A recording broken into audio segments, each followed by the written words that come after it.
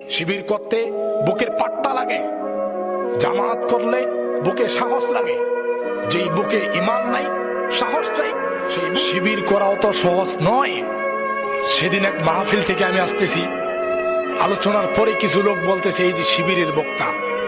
আরে বেটা, জানিস শিবির কি? কে বলছে তোমাকে শিবির? শিবিরের বক্তা কে? শিবির কি? জামাত কি? তাদের ব্যাপারে আগে জানতে হবে এই মানুষটা কি, এরপরে তাকে কথা বলতে হবে।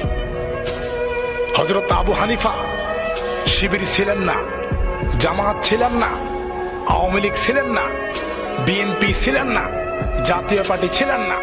তারপরেও হযরত আবু হানিফাকে জেলখানার মধ্যে তাকে মেরে সেখানে হত্যা করা হয়েছে, সে শহীদ হয়েছে।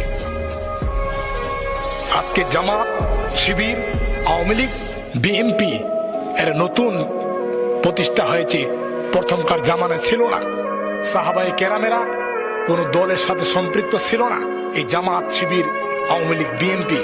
তারপরও তারা নির্যাতিত হয়েছে।